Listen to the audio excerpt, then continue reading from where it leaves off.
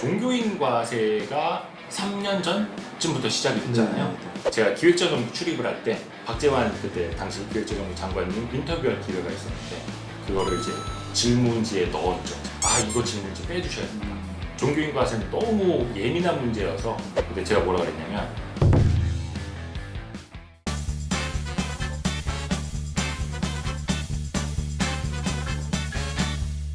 다시 또 정도로 돌아와서 네. 경제부 기자가 되려면 공부 당연히 열심히 해야 되죠. 좋은 대학 나오고. 근데 이런 언론사에 취업하기 위해서 언론고시라고 하는데 그 고시가 어렵다는 얘기도 자격증이나 이런 건 아니죠? 이거 참 모르시는 분들 많아요. 저 네. 또 틀렸나? 아니요, 그러니까 세무사님은 정확히 알고 계시는데 기자라는 직종은 사실 자격증이 필요한 직종이 절대 아니에요. 그 자격증이라는 게 뭐냐면 언론고시라고 이런 거 불리는 건 국가고시도 아니고 네. 그냥 언론사 입사 시험이에요. 고시 공부만큼 어렵기 때문에 그냥 언론시라고 하는 요즘은 또 어렵잖아요. 뭐 발에 치이는 게 기자들인데 그래서 그냥 언론사에 입사를 하면 그리고 그 언론사가 뭐 한국기자협회라든지 방송기자연합회라든지 협회에 가입이 돼 있으면 그냥 기자가 되는 거예요. 그게 입사 시험이라 생각하시면 돼요. 그럼 궁금한 게 대학 갈 때는 네. 나 뭐 경영학 전공할 거야, 뭐 경제학 전공할 거야, 뭐 신문 방송학과 전공할 거야, 전공을 다 결정해서 대학을 가잖아요. 네. 그럼 언론사 입사할 때는 나는 입사해서 정치부 기자로 또는 뭐 연예부 기자로 경제부 기자로 하겠습니다가 결정되고 들어가요? 아니면 들어가서 나중에 결정돼요? 나중에 결정되죠. 그러면은 들어갈 때는 어쨌든 입사 시험을 보는 게 맞네요. 그러면 그렇죠. 그 대기업들도 똑같잖아요. 나는 예를 들어서 삼성그룹 들어갔는데 나는 다른 쪽 뭐 인사 관리하고 싶은데 영업으로 이런 경우 많잖아요. 그것처럼 기자들도 일단은 회사 예를 들어 거기가 경제 매체다 그러면 경제 안에서 놀겠죠. 종합지다 그러면 뭐 정치 사회 다 있을 테고 근데 거기에서 정해지는. 근데 그것도 예를 들어서 서울대 경제학과 나왔다. 그럼 출입처 어디 보내겠어요? 경제부 보는 그렇죠. 경제부 보내고 전공 살려라. 기획재정부 보내는 거예요. 왜냐면 기획재정부 장관, 차관, 실장, 국장, 과장들 서울대 경제학과 제일 많거든요. 그러면 형님, 선배 따라다니는 거예요. 만약에 서울대 법학과 나왔다. 어디 보내겠어요? 뭐 법무쪽 보내야 돼. 검찰 보내죠. 그럼 다 검찰, 검사 선배들이거든요. 그러면서 선배, 형님 요즘 사건 어떻게 이렇게 취재가 잘 돼요. 그러니까 약간 그런 쪽으로는 있는데 내가 선택하기는 아마 선택의 폭은 거의 없을 거예요. 인기가 좀 있나요? 그래도 경제부 기자? 그죠. 인기 없는 부서는 아니죠. 그래요? 예, 왜냐면 사회부나 정치부나 이런 데는 육체적으로 되게 힘들거든요. 근데 경제부는 자기 공부도 할 수 있죠. 그리고 또 이제 증권부 같은 경우 되게 좋은 게 뭐냐면 빨간 날 다 쉬어요. 장이 안 열리니까. 장이 안 열리는 날은 일단 쉬입니다. 뭐 취재할 거리가 없어, 장이 그렇죠. 안 열리면. 그런 날은 이제 전날이나 전전날 미리 휴일용 기사를 먼저 이제 박스 기사라고도 하는데 그런 걸 미리 써놓죠. 예, 그리고 당일은 쉴 수도 있고 그래서 상대적으로 조금 모으는 편이에요. 어쨌든 대학 전공도 상관있고 또는 뭐 경제부 기자가 되기 위해서 뭐 준비해야 될 건 따로 없는 거예요? 일단은 그 공부는 많이 해야 되는데 이게 아까도 말씀드린 것처럼 일단 출입처가 먼저 정해지고 나서 공부를 해야 하는 상황이 되게 많이 발생해요. 예를 들어서 한 10년 차 기자예요. 근데 그 전에 정치, 사회, 문화부만 돌다가 경제부는 처음 갔어. 그러면 난 놓고 기억자도 모르고 시작을 해야 되는 거예요. 이거는 어느 출입처건 마찬가지예요. 사실 그래서 기자들이 정말 공부를 많이 해야 됩니다. 예, 경험도 많이 해야 되고. 그럼 저도 뭐 주식 투자를 20년 한 사람으로서 경제 관련 뉴스들 특히 뭐 주식 관련 뉴스들 중에 소위 우리가 잘못된 기사를 뭐 오보라고 하죠. 근데 이제 오보가 가끔 나올 때가 있어요. 많죠. 뭐 정말 이걸 뭐 일부러 내진 않을 거 아니에요. 그럼 오보가 나는 이유는 저 딴에는 두 가지로 생각하는데 하나는 기자님이 전문성이 없으니까 잘 몰라서 내나? 뭐 이런 생각도 들고 또 하나는 워낙 이 신문이라는 게 또 언론이라는 게 이 시의 적절성이 있으니까 빠를수록 좋다라는 강박관념이 있으니까 사실 팩트 확인을 정확하게 하지 않고 내보내나? 뭐 이런 생각도 드는데 뭐 그래도 10년 이상 경제부 기자 하셨던 경험으로 왜 기자님들이 잘못 기사를 쓸 때가 있을까요? 일단은 정보의 원천부터 잘못됐을 그리고 잘못된 지식을 갖고 있을 가능성부터 있고 내가 갖고 있는 정보를 써먹지 못하고 딴 데서 먼저 치고 나온다. 그러면 이제 특종을 빼앗긴다는 걸 물먹는다고 하거든요. 그런 조바심에 일단은 그 전문 용어인데 지른다고 하죠. 일단 지르는 거예요. 또 하나가 뭐냐면 100% 확인은 안 되더라도 최소한 90% 이상의 확신이 있어야 되거든요. 그러려면 이제 크로스 체크를 하고 무리를 많이 해서 크로스 체크가 되지 않은 다음에 기사를 써서 여러분도 아시겠지만 이게 많은 개인 투자자분들의 수익에도 실제 안 좋은 영향을 미치는 그런 안타까운 사례들이 많죠. 어느 언론사가 먼저 질러서 단독을 내면 다른 언론사에서는 그러면 그거를 못 내는 거예요. 1등으로 먼저 낸 데가 무슨 뭐 지적재산권처럼 뭐가 보장되는 게 아니잖아요. 참 저도 그게 무슨 의미가 있나 네. 싶은데 일단은 그런 특종을 많이 해야 언론사의 브랜드 이미지가 높아지는 거고 옛날로 따지면은 진짜 가판에서 800원짜리 신문 주고 앞에 헤드라인이 크네? 그럼 그때 사가는 거고 또 아니면은 좋은 기사를 많이 쓰는 언론은 이제 구독을 하는 거잖아요. 진짜 신문을 사서 보든. 그러니까 그런 데서 이제 원천적인 경쟁이 시작된 거죠. 쉽지 않은 문제입니다, 사실은. 그 속도 싸움도 있지만 저는 또 그 보면서 가끔 그런 생각도 해요. 주식 하다가 보면 이 기사를 보면 와 얘네가 진짜 취재를 잘해서 낸 것처럼 써놨어. 네. 근데 막상 저는 이제 크로스 체크를 여러 번 하니까 뭐 네이버에다 검색만 하면 다 나오잖아요. 네. 근데 2달 전, 3달 전에 벌써 나왔던 기사야. 아. 벌써 나왔던 기사인데 마치 특종처럼 또는 단독 포토처럼 몇 달 있다가 울거먹고 하는 기사들이 많은데 그것도 좀 약간 신뢰성은 떨어지는 것 같아요. 출발선에서 100m까지 간다. 근데 이제 출발했다. 이것도 단독이 되는 거고 20m 왔다도 단독이 되는 거고 30m에서 누가 1등이다도 단독이 되는 거고 골인 직전까지 어떤 상황이다 단독. 그러니까 이게 그냥 갖다 붙이면 다 단독이에요.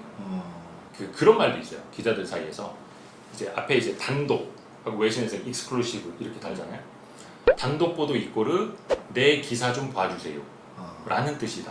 이렇게 이해도 돼요. 왜냐면 이게 진짜 많은 산업에 많은 사람들에게 사회에 큰 영향을 주는 특종이 아니라 나 혼자 썼어요 라는 홀로 단독이 돼버리는 거예요. 그러니까 이게 그냥 경쟁에서 오는 부작용일 수도 있어요. 뭐 물론 이제 좋은 훌륭한 단독들도 굉장히 많지만 단독 보도는 결국은 특별히 어디서 나온다 이게 아니고 내가 평소에 많은 사람들을 계속 만나다 보면 딱 들은 얘기가 내 기억 속에 어디서도 기사가 되지 않은 거, 그게 단독 보도인가요? 정확히 정의가 뭐예요, 단독? 확실한 거는 뭔가 새로운 팩트에서 나오잖아요. 지금까지 알려지지 않은 내용, 이게 사실은 제일 중요하죠. 그 다음에 이게 팩트가 맞는지를 확인하는. 그것도 어떤 잘못된 기자들은 크로스 체크했냐 물어보면 이 사람한테 2번 물어본 걸 크로스 체크라고 알고 있어요. 아니면 이쪽 진영에 있는 사람한테 둘한테 물어본 거죠. 그게 아니라 이쪽 진영에서 물어보고 당사자한테 확인하고 해야 크로스 체크인데 크로스 체크의 정의부터 잘못된 쪽이 많아요. 안타깝죠.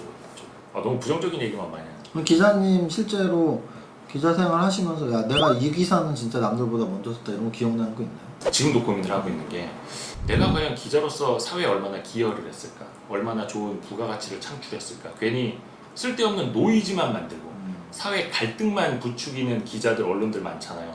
자, 그렇게 살지는 말아야겠다는 생각을 하는데 물론 저 스스로도 많이 반성을 하고요. 그나마 긍정적인 영향을 미쳤던 거는 지금 세무사시니까 더 잘 아시네요. 종교인 과세가 3년 전쯤부터 시작이 됐잖아요. 근데 사실 그 전에는 종교인, 이른바 성직자들한테는 과세를 못했어요, 정부가. 벌벌벌 떨었던 거. 왜냐면 그분들이 갖고 있는 표심이 어마어마하다 보니까. 근데 그거를 정부는 종교인에게 과세를 해야겠다라는 걸 입도 뻥끗을 못했어요. 정치권에서도 뭐라 하고 반발이 워낙 심하네. 네, 청와대에서도 혼나고 막 이러다 보니까. 근데 제가 기획재정부 출입을 할 때 박재환 그때 당시 기획재정부 장관님 인터뷰할 기회가 있었는데 그거를 이제 질문지에 넣었죠. 제가 이제 어레인지하는 과정에서 처음에는 그쪽에서 이거 질문지 빼주셔야 된다. 종교인 과세는 너무 예민한 문제여서 답을 드릴 수가 없다. 근데 제가 뭐라 그랬냐면 그러면 인터뷰를 아예 취소하시죠. 이 질문 안 받으면 저 인터뷰 안 합니다. 그래서 어찌어찌해서 답변을 이끌어냈어요. 그래서 그걸 이제 헤드라인으로 터뜨렸고 진짜 지상파 모든 언론들이 다 받았었죠, 그 기사를. 그래서 지금 어떻게 보면 이렇게 그때보다는 지금 종교인 과세 많이 이제 축소돼서 시행이 되기는 했는데 과세가 실현은 됐다. 그래도 저는 조금 이바지를 했다. 약간 나름 뿌듯하게 생각하고 있습니다. 말씀하신 것처럼 뭐 세법뿐 아니라 특히 정부 정책 부분이 대부분 좀 그런 것 같아요. 정부 정책은 좀 발표하기 전에는 뭐 엠바고가 붙어 있을 수도 있어서 발표 전에 기사를 안 쓰는 경우도 많은데 또는 발표 전에 기사를 썼는데 막상 나중에 정책 발표를 하면 또 쓴 기사와 좀 다른 내용이 나올 때도 많고 맞아요. 그런 게 좀 특히 정부 정책이나 뭐 세법 개정안이나 아니면 정부에서 뭔가 발표하는 걸 앞두고 있을 때가 이런 게 서로 눈치 작전이 심해서 그런가요? 막 내가 먼저 써야지 하고 썼는데 잘못 쓰고 뭐 이런 건가요? 특히 이제 세무사시니까 매년 그 세법 개정안 되게 중요하잖아요. 우리나라에서 이렇게 기획재정부 하는 일 중에 제일 큰 게 예산하고 예산 안에 같이 들어가는 세법 개정. 그 우리 삶에 엄청난 영향을 미치는 거니까. 근데 그거를 기자들이 취재 경쟁이 엄청 치열해요. 지금 이제 세종시로 내려갔지만 제가 과천 시절에 기획재정부 출입을 했는데 어떻게 해서든 실장, 국장, 과장, 사무관들 만나 뭐 하나라도 캐내려고. 근데 그분들도 그걸 이제 역이용하는 게 뭐냐면 한번 슬쩍 떠보는 거예요. 이런 정책을 구상은 하고 있는데 국민들의 반응이 어떨지 모르겠어요. 그래서 슬쩍 떠보는 거야. 아, 요런 거 어떨까? 아니면 요렇게 하는 것 같은데? 라고 띄어요. 그러면 이제 기자는 좋다고 쓰죠. 뭐 추진한다. 그러니까 사실 추진한다 자체는 오보는 아니니까. 근데 그 기사가 나가고 나서 막 난리가 나요. 막 이러면 안 된다. 그러면 이제 전혀 사실과 다른 뭐 이렇게 검토한 바 있으나 확정되지 않았으면 아니면 아예 검토한 바 없음 이런 식으로 해명 자료를 내서 아, 이 정책은 상당히 싫어하는구나. 반응도 보고 약간 그런 경우도 있어요. 그런 발빠른 기사 못지않게 우리가 보통 유튜브니까 이거는 지금 네. 유튜브에서 썸네일 어떻게 뽑냐에 따라서 정말 조회수가 달라지거든요. 맞아요. 저는 유튜브 뭐 한지 저도 오래는 안 됐지만 진짜 느껴요. 안에 내용 10분인데 썸네일은 1초만 보잖아요. 네. 그 1초 동안에 눈길을 끄는 썸네일이냐 아니냐가 안에 컨텐츠도 중요하지만 썸네일이 굉장히 중요하다는 걸. 맞아요. 이제 기자님들 같은 경우는 당연히 기사 내용도 중요하지만 그 작성한 기사의 제목 또는 좀 헤드라인 제목 그게 실제로 그럼요. 뭐 구독자나 아니면 판매 부수에 영향을 미치나요 많이? 그 온라인이라든지 아니면 그 신문 지면을 전문적으로 편집만 하는 편집 기자도 있어요. 그 기자들은 이제 지면을 배치하고 제목을 뽑는 게 일이에요. 옛날로 따지면 그런 거죠. 연예인 누구 벗었다. 근데 밑에 지면을 보면은 이미지를 벗었다. 막 이런. 나 이거 솔깃했는데 도대체 누가 벗었다는 얘기지? 약간 유튜브 썸네일이랑 비슷한 거죠. 옛날에는 실제로 판매 부수 늘리는 데 도움이 됐다고 해요. 그러니까 지금도 클릭수 유발하는 데 도움이 됐고 불과 몇 년 전까지만 하더라도 왜 인터넷 기사 보면 뭐뭐뭐뭐 충격, 뭐뭐뭐뭐 쇼크 막 이런 자극적인 기사들이 너무 많아갖고 이제 좀 그런 짓 좀 언론들이 하지 마라 그래서 그 충격 단 제목들 기사만 모아놓은 조그마한 사이트도 있었어요. 언론사들이 비판하는. 근데 그러지 말라는 거죠. 예전보다 좀 나아지기는 했는데 어떻게 보면 이제 언론사들은 이제는 옛날에 신문 가판 때였다면 이제는 네이버라는 곳 안에서 더 눈에 띄게 하기 위해서 막 뭔가 경쟁을 또 하는 거예요. 포털 사이트에서의 제목, 그 제목에 따라서 또 클릭이 달라지니까 그럼요. 엄청 달라지죠. 아무래도 그렇겠네요. 사람들이 시간이 워낙 없고 바쁘다 보니까 그렇죠. 제목만 보고 클릭을 할까 말까 결정하니까. 항상 좋은 제목과 좋은 정보는 꼭 같지는 않다는 거. 그럼 결국은 예. 기자들의 사명감 또는 언론사의 존재 이유 이런 거에서 우리 좀 사회를 행복하게 편안하게 또는 공정한 시각으로 바라보게 이렇게 만드는 역할이 분명히 있다고 저는 보고 있는데 맞아요. 지금 말씀하신 부분들은 좀 약간 안 좋은 면들을 많이 지금 말씀하셨죠. 뭐 하지만 그런 속에서도 그런 사명감이나 존재 이유를 지키도록 노력하고 있는 거죠. 그래서 우리가 언론을 믿어야지. 그렇지 않으면 사실 언론도 못 믿고 기자도 못 믿고 기사도 못 믿는 거 아닌가요? 그러니까 사실 언론의 존재 이유가 비판을 하기 위해서 존재하는 게 아니거든요. 건전한 사회, 건전한 정치, 경제를 만들어 가기 위해서 수단의 하나로 비판을 하는 건데 그냥 맹목적으로 비판만 하면 그게 언론의 사명인 줄 착각하는 경우가 많아요. 그러니까 사실 이거는 제 이야기이기도 해요. 저도 어릴 적에는 와 정책 나오면 막 비판하고 어느 기업에서 뭐 하면 막 비판만 이러면 되게 잘하는 건 줄 알았어요. 근데 조금 지나다 보니까 이제 깨닫는 거예요. 내가 뭘 안다고 저렇게 막 10년, 20년 한 분야에서만 하신 분들을 손가락질하고 살았을까? 그래서 결국은 갈등만 부추기고 끝나는 게 아니라 비판을 해서 갈등이 생겼으면 결국 치유하고 사회 통합까지도 하는 게 언론의 사명 아닐까라는 생각을